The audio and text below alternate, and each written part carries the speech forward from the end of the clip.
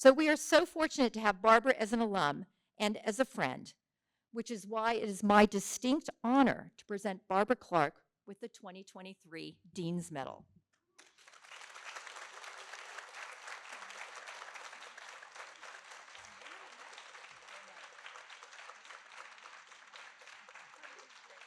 Mark Twain, the famous American author, said, if I had more time, I would have written a shorter letter.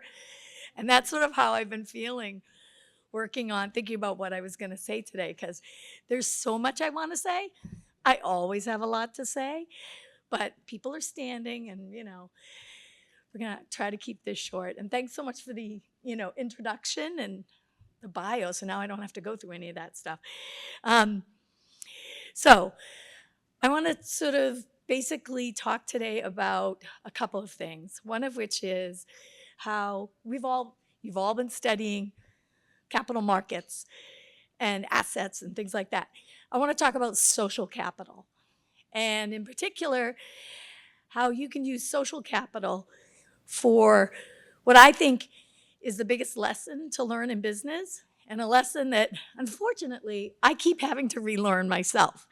So I want to talk a little bit about how the biggest lesson I have learned in business is, in order to have choices, you need to have options. And all of the times when things have gone really well, it was because there were lots of options. And when things didn't go well, it's because I didn't have enough options. So I'm going to tell a few stories. Don't tweet some of them out. So anyways, but as background, an important thing to know about me is I'm an Irish Catholic from Boston. I'm very proud of my heritage. My family's been living in Boston basically since the 1870s. They came over from Ireland as tailors, laborers, and then they worked their way up to being truck drivers and railroad workers. And then finally both my parents went to college. And then, hey, look at me now, right? So anyways, it's really important. It's an important part of my story. Another important part of my story is that my parents are high functioning, but very abusive alcoholics. And so I know a lot of you out there. I'm happy to see so many of you with your families. I know that you may have difficult family relations. And just know that that's a big part of your story, and you shouldn't ignore it. And it's something to take into account when you are going through the world. So find your people, the people who support you, because that will help you. So a couple of stories I want to tell are about times I used my social capital and times I used, I had some of the lessons that I learned. So one of the things as an investor, I'm sure all of you have done case studies where you look at companies that had two highly concentrated markets. They had one big customer and then they lost that customer. So I see that every day, and that goes to the story. So I'm not going to really talk about businesses. I really want to talk about how we ourselves sometimes don't create all the options that we really need to make. So, and it's funny, I've been mulling the order of the stories to tell them in. But one of the stories I think is important is when I was 31 years old. And so as, I came to Brandeis in the fall of '89. What happened in fall of '89? Berlin Wall. I graduated in 1991. We were a country at war. We had a recession and inflation. Does stuff ever change? But anyways, so when I was 31, I was very successful. As was mentioned, I started my career at KPMG in transfer pricing. I don't know how many of you are actually studying that, but I've taken some classes, right? When I was doing transfer pricing, there were 35 people in the entire country doing it. And now it's thousands of people. And it's been going on for decades. So I was in the transfer pricing practice. Been very successful as one of the youngest senior managers. I had worked to open up I was in DC. I worked to open up the New York City office. I went to Boston, and then I was in London. And there in London, it was when I was thinking about coming back to Boston for a number of reasons, most of it personal. I was pregnant with this one right here, my daughter Isabella, and I wanted to come home. And so I was pretty excited. They were pretty excited to have me back. They were like, you can be the head of transfer pricing in Boston. And I was like, that's pretty awesome. I love the staff there, had a great team, really diverse as far as their knowledge. And everything seemed really good, except there was one big problem. And that was the existing head of transfer pricing in the Boston office. This person was a terrible, toxic person. He was a very abusive, he was an abusive person. He was verbally abusive to the staff. He even got into fights with the fellow partners at client meetings. I mean, he was really a terrible person. And as we've all, and this is many, many years ago, and we've all seen this era of Me Too and holding people accountable. And how do you do that? Well, this is a long time before any of that stuff was happening. But I knew that I didn't want to go work in a toxic environment. And they said, don't worry, Barbara. You know, he won't report to you. You won't report to him. It'll be totally fine. And I'm like, but it's still going to be a terrible work environment, especially for my staff. I don't want to be a part of that. And so I thought to myself, I had options. I had already gotten several job offers from other transfer pricing practices. And that's when I used those options. And I said, I have choices. I have social capital. I have huge social capital. I have all the people I've worked for, the partnership, the staff. I've built this for years, and I'm well respected. And that guy has to go. That's because he's not right for our company, and it's not what we want to do. And so I said that. Little 31-year-old me didn't know what could happen. Because what was the worst that could happen? They would say, no, he's staying. And I'd be like, thank you very much. I'm going elsewhere. But I won. They fired him. And the staff was elated, relieved, and my social capital just increased after that. I mean, some of those folks are still people I'm in touch with today, many, many decades later. So that was a time where I had my options, I used my social capital, and I used it for good, because we shouldn't be tolerating workplaces where people are disrespectful and abusive. It's absolutely, there's no job that should be doing that. So that was a lesson I learned. And then I promptly forget this lesson. A couple of years later, still in the transfer pricing practice, and all of a sudden, I've kind of plateaued at work. You know, I was not super interested anymore. I mean, many of you will get to it. I mean, I've been doing it for 12 years. And I refer to this as like at the end of my career at the time I was at PricewaterhouseCoopers. I didn't know it was the end of my career at the time, but I was plateaued. And so the mistake I made then was I hadn't built up enough social capital outside of PricewaterhouseCoopers or even KPMG to really help me navigate the next phase of my life. And so I made the really big mistake of telling my boss that I didn't want to be partner.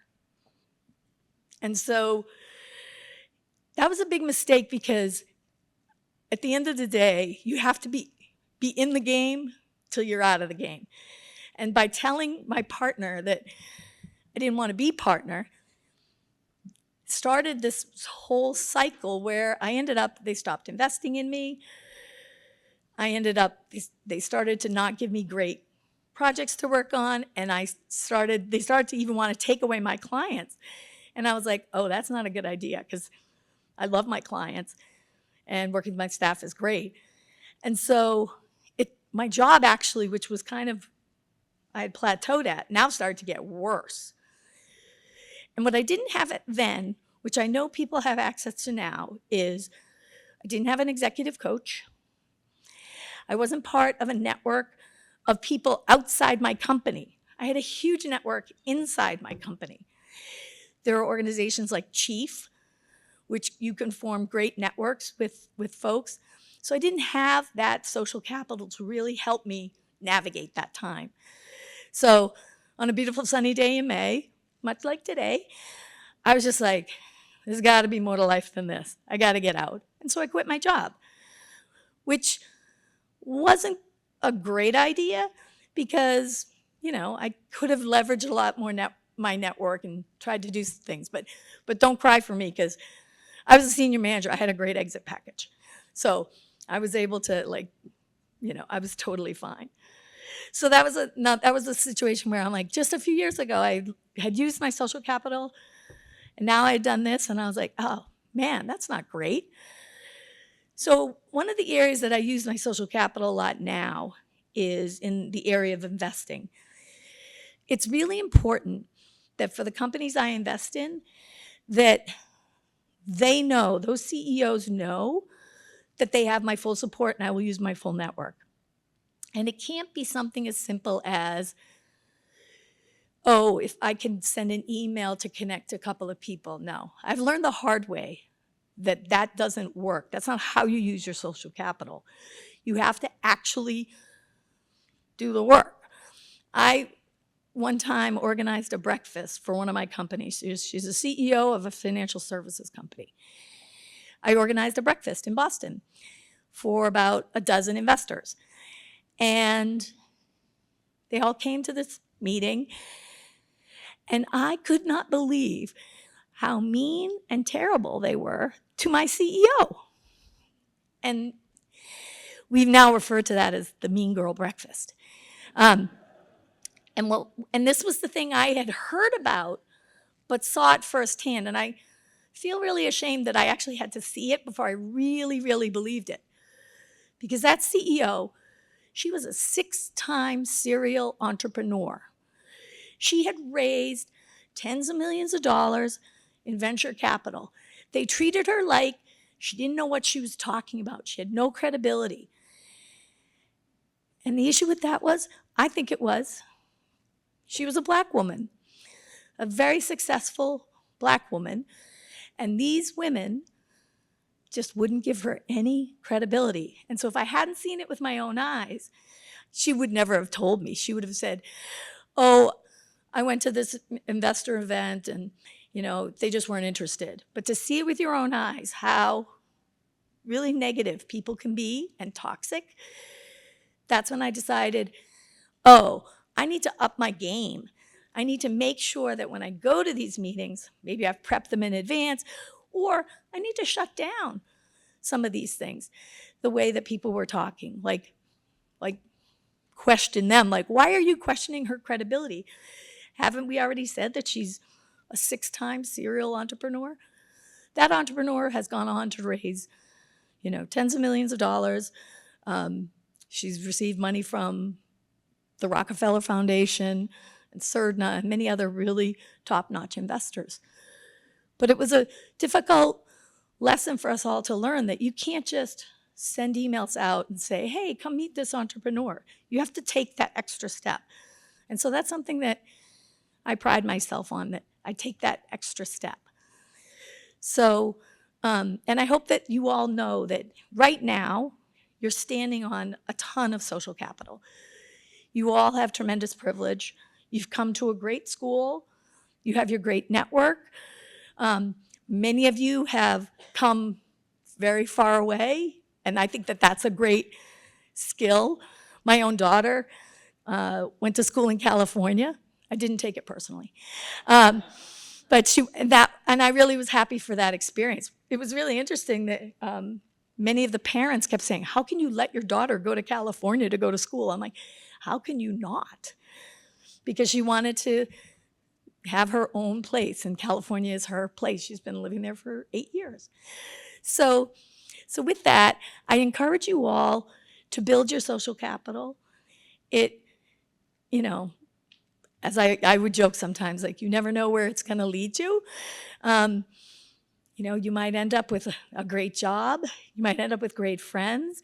You might end up with, like, great recipes for lemon pasta or something. But I think it's really important, and not just to accumulate it, because when I sort of stomped my foot and said that this person has to go, like, my social capital didn't go down.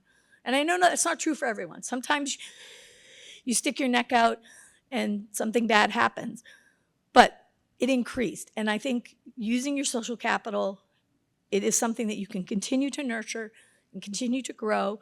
You have an amazing network here. There's an amazing alumni here. And so I encourage you all to do that and stay connected to the university and continue to build those that deep, interconnected web. So thank you very much.